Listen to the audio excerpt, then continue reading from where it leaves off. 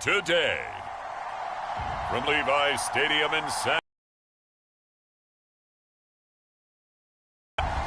This is the NFL on EA Sports.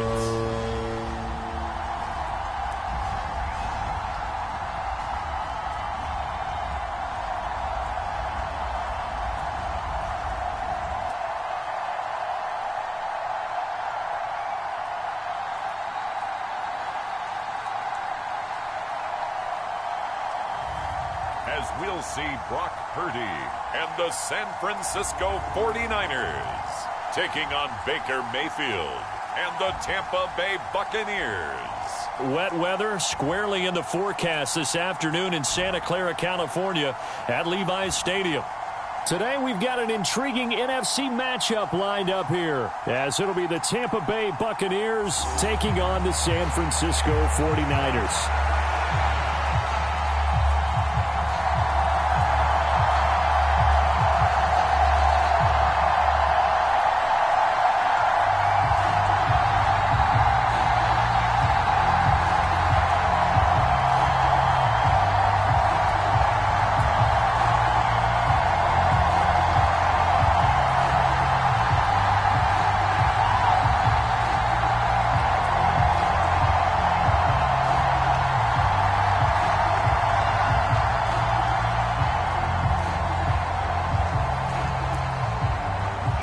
Here's the former Illini kicker Chase McLaughlin to get us started. And we are underway from Santa Clara.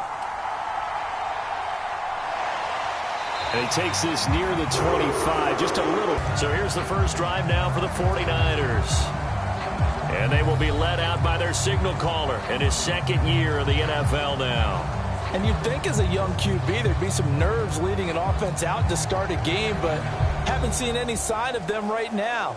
And speaking with him earlier this week, sensed that the pressure wouldn't get to him. He feels comfortable being the face of this offense and shouldering the expectations on game day, even if he doesn't quite have the years of experience other quarterbacks do.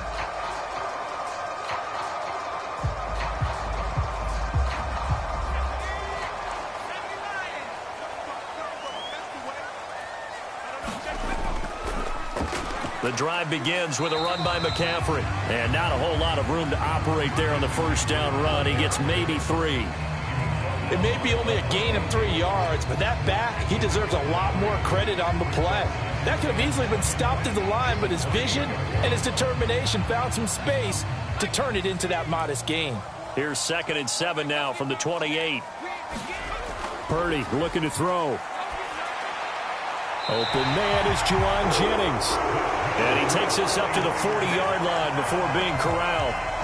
The Niners have the first down on a gain of 11.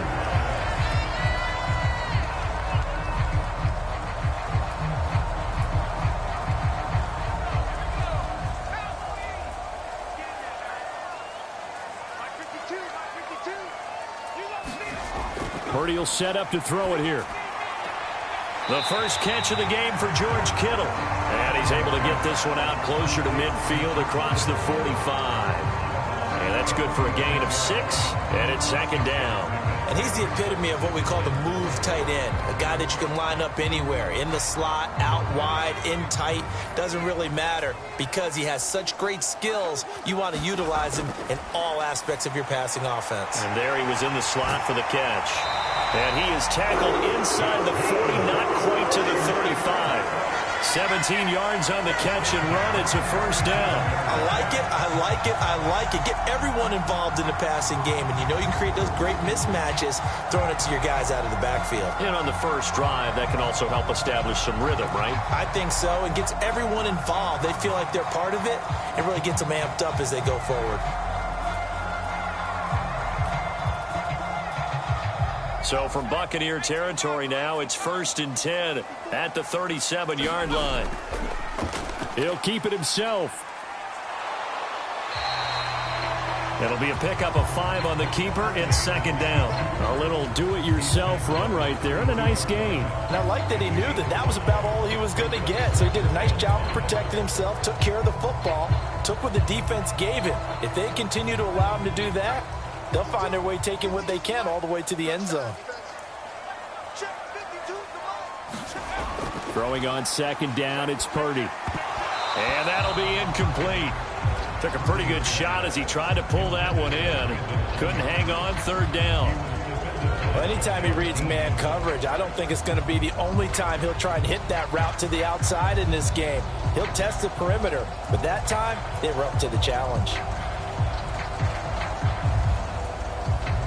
Play number 7 now coming up on the drive. 3rd and 5. Here's Purdy. And he'll dump this off to his running back, McCaffrey. And he is out of bounds inside the 30. So 5 yards here, 5 on the play. And that'll bring up 4th down. We can make this one pretty simple. Locked up all of his progressions downfield, forced to get it to his running back. But how about the way they ran to the football and knocked it down to force a 4th down? And this one is right down the middle. And the 49ers take a 3-0 lead.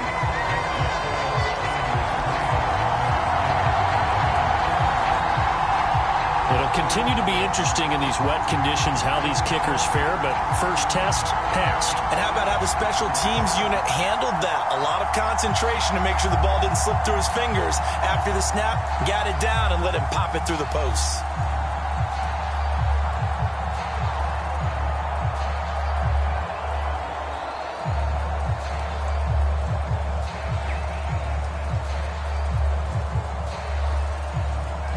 So following the touchdown, here's Moody back out to send it away.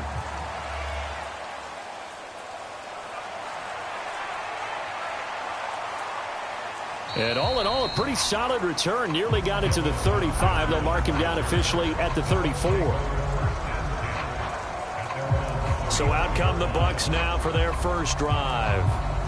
They'll be led out by the #1 overall pick in the 2018 draft, the Oklahoma Sooner, Baker Mayfield. And he's a guy who plays with a lot of emotion. He's learned how to channel it really positively because when he throws the football downfield and makes a big play, he'll be the first guy downfield to celebrate with you. But also when his team needs that confidence, when they need that jolt, they turn to him, and he's ready to provide it.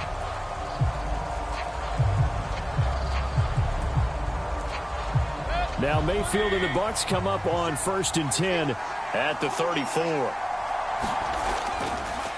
They'll start the drive with a give to White. And he'll get this up to about the 40. It's a 6-yard gain on the ground, and that'll make it 2nd and 4. Well, I think after that run, the defense getting back in the huddle and looking at each other and maybe starting to question their confidence a bit. They gave up a significant run, 6 yards, and now you're saying to yourself, how do we stop them, and do I have enough confidence to make a play? From the shotgun, it's Mayfield. That's complete. It's Chris Godwin. And Godwin going to have a Bucs first down as he'll get this up to the 45-yard line. The gain of 4 that time as the drive continues.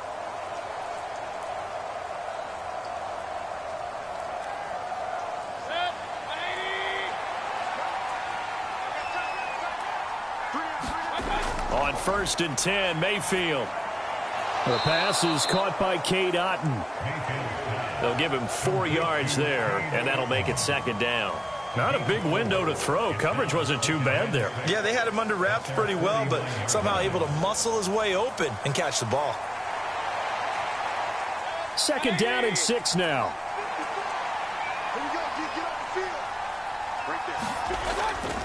Play fake. Mayfield. And this one incomplete. Too much contact to hold on to that one, and it's 3rd down. Not only did he have a chance to scan the field there, it felt like he had a chance to scan it twice. The protection was that good. Unfortunately for him, the coverage downfield, equally good. So after the 2nd down incompletion, they'll come up now against a 3rd and 6. Mayfield to throw it. He's going to let this go. Back of the end zone. And it'll be intercepted. Picked off by Tashawn Gibson. And the 49ers are going to take possession here. It's a touchback, and they'll take over at the 20-yard line. Well, your first drive of the first quarter, you get it down there, trying to fire it in the end zone. And big-time deflation on that play. No doubt about it. They're moving and grooving and getting into position, and this is not the ending that they saw on this drive, is it? They had things going their way. Back out there comes the 49ers offense ready for their second drive. They've got a 3-0 lead and the football as they start 1st and 10.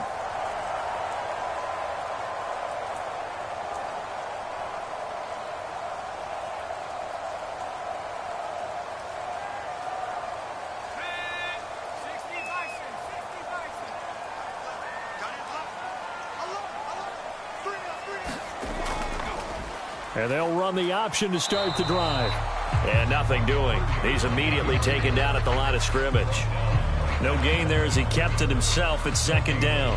Well, for that being an option play, there really weren't too many options available for him, were there? No, there weren't, and at least he was able to get back to the line of scrimmage, so they didn't lose anything, but you're exactly right. Nowhere to go. He's going to keep this again. He'll get 2 on the keeper, but it becomes now a 3rd down. Typically on the read option play, when we talk about responsibilities, we're talking about what the quarterback has to go through. How about the inside linebacker, though? His job on this play, shadow the quarterback and hold him to a short gain. Did it to perfection. They'll see about converting this 3rd and 8. Shotgun now with Purdy. That is caught. And up to the 35 before they're able to knock him down. 13 yards on his first catch. It's a 1st down as well. And defensively, they were in zone coverage there. Do you have to be a little careful? You're losing playing against a good quarterback like he is to not play too much zone? Yeah, you have to be careful about how much time you're giving up. I think it's a good point you just brought up. So maybe if you still want to play zone, you go to a zone blitz scheme. And you can drop anyone out of your defensive front, defensive end, defensive tackle. It doesn't matter. You just exchange someone to bring more pressure towards the quarterback and still try and cover downfield. And they'll let the quarterback keep it here on 1st and 10. And holding it may be the wrong decision as he stopped in the backfield. Yaya Diaby got in there behind the line and dropped him for a loss on the play. Well, that play never really got off the launching pad. He had a linebacker in his face before he had a chance to do much of anything. Yeah, I think it's big boys up front, that offensive line.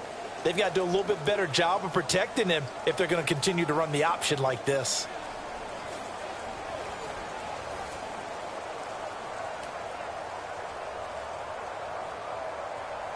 After the loss, they'll come up 2nd and 13. A handoff left, McCaffrey.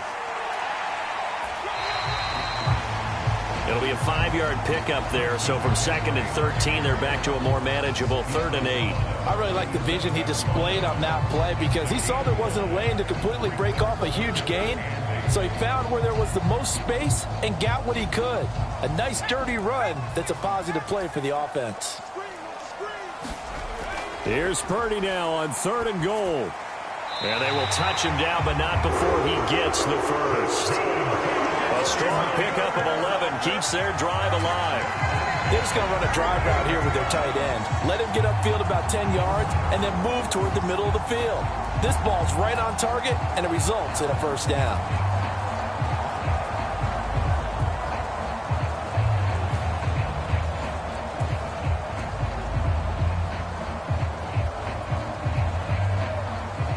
Two 1st downs have them up near midfield now on 1st and 10.